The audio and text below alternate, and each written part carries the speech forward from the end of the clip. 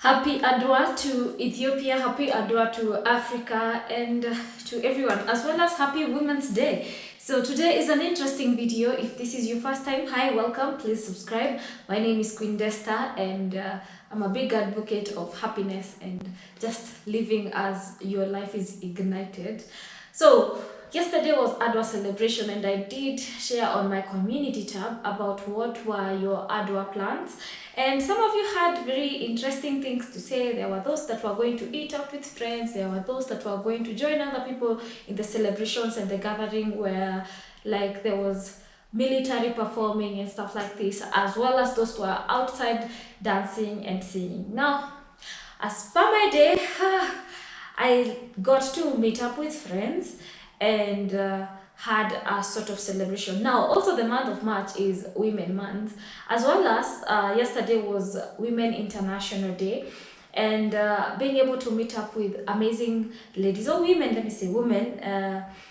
We had amazing conversations on different perspectives of many things that are currently going on. I'm going to continue sharing with you some of this perspective, as well as share with you guys some of your responses, as well as react to some of your responses.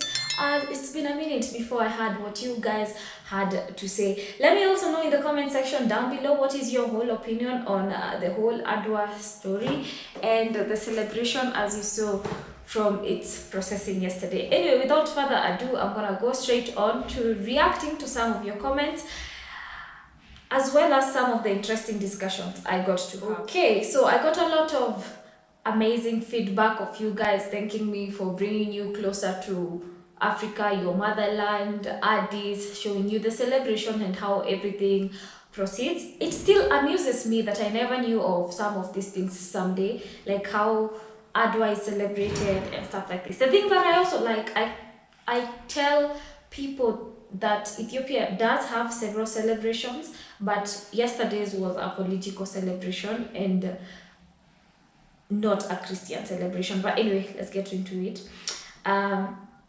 Someone says, you are sliding more towards the second majority ethnic group, the 20% Ethiopia.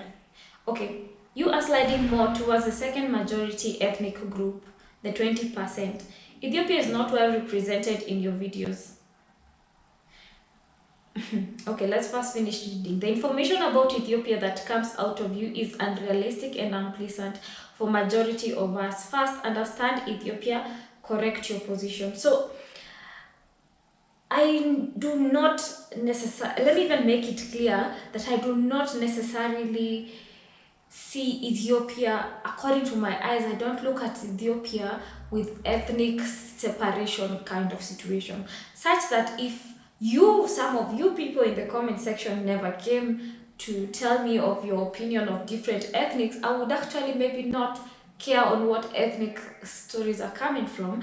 And some of this, I feel a lot of it coming from, you did not represent our ethnic group, and I feel the need for us to push further the whole idea of not focusing just on us, but like our ethnic group and stuff like this, but like how can we progress all of us as a continent, apparently, not just your ethnic group and not just Ethiopia and not just Kenya and not just East Africa, but as a whole. Because I'll tell you an interesting story that is actually currently happening, which I'm like, what?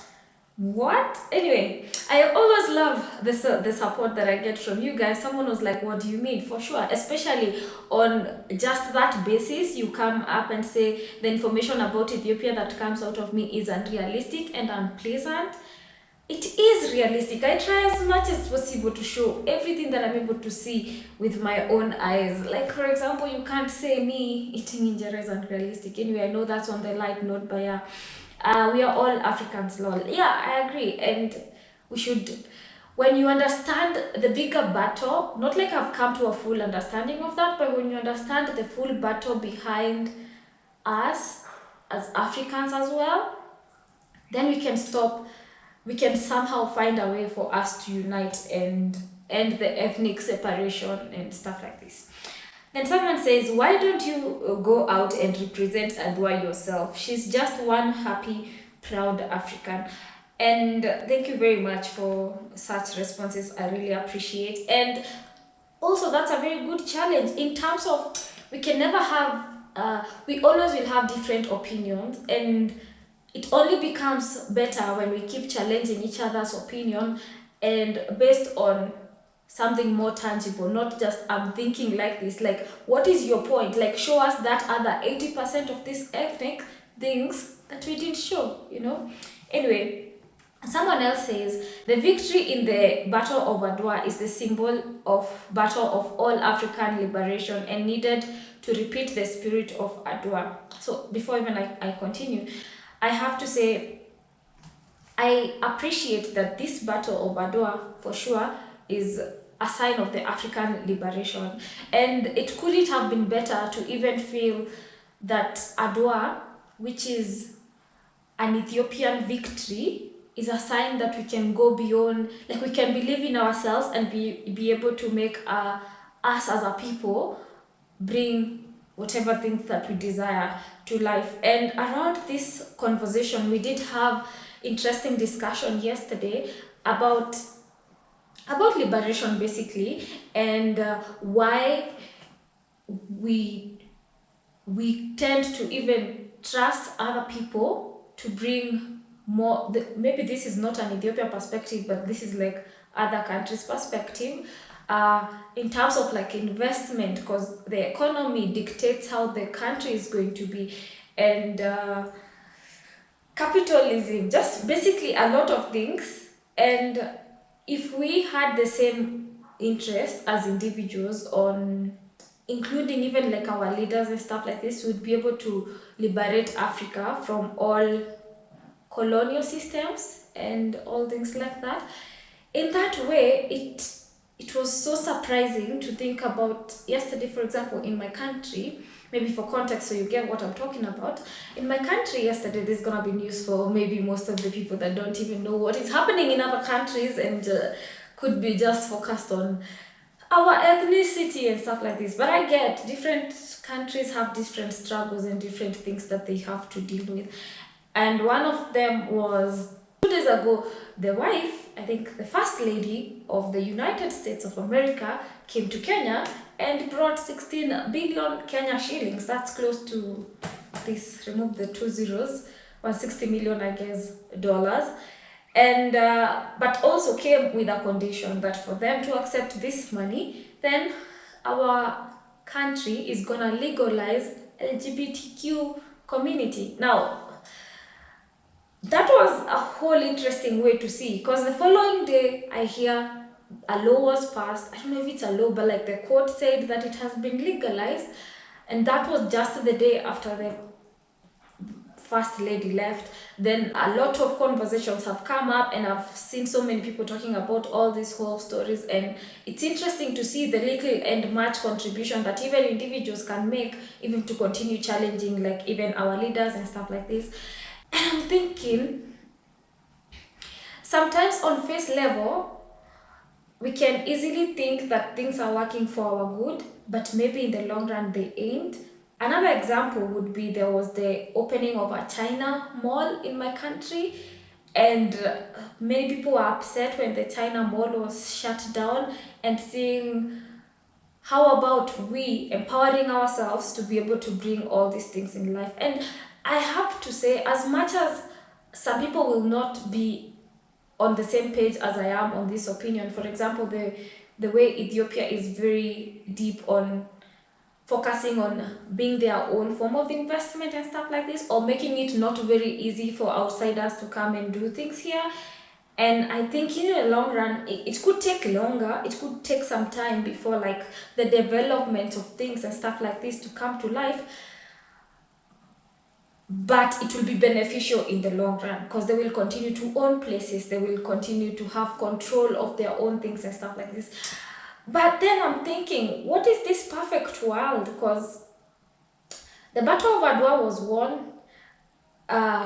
Kenya was colonized. I guess we are still continuing to be colonized. Battle of Adwa was won here. The country was not colonized, but still no peace. So I'm like, can we? Let me know in the comment section. Please feel free to contribute on this. This is more like a discussion actually, and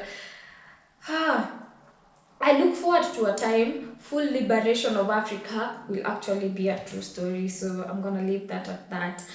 Okay, you continue to say unity in development of Pan-Africanism. Okay. Queen Desta, appreciate your show and your solidarity as well. Thank you very much. Then someone else says, Happy Adwa Day. Unfortunately, the government is shooting tear gas at people who came out to celebrate this black man's victorious day this year. I'm not sure about that because I'm not saying it didn't happen, or based on the research that I've done after I saw this comment, I did see that there was a tear gas shooting in a church. But then I'm wondering, or I'm thinking, do people go to church during an Adwa celebration? Because I haven't. I only like go on the streets, celebrate on the streets, and if the tear gas was to happen, I'm thinking it should have happened on where there are more people. Also, I'm thinking because recently there was the religious, I don't know right words. When you're talking political things, you just have to be very keen because I already know there's someone who's gonna come at me for maybe using not exact right words as they expect, but that is not gonna limit me from sharing my opinions and my thoughts. And I'm thinking it could be information that has been, I don't know, I don't have evidence. Please educate me more about this whole tear gas story. And I'm also thinking and hoping it is not a miscommunication that is going on. And yeah, anyway, the government is trying to erase the great King Menelik, the black man, and African pride from our history. I feel like that can never be erased. Somehow I feel like that can never be erased. This government is doing the same thing the white fascists did to our people and should be accountable.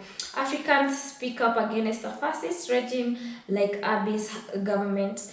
Well, okay, on that note, I have to say there was a discussion I was having with someone on how you can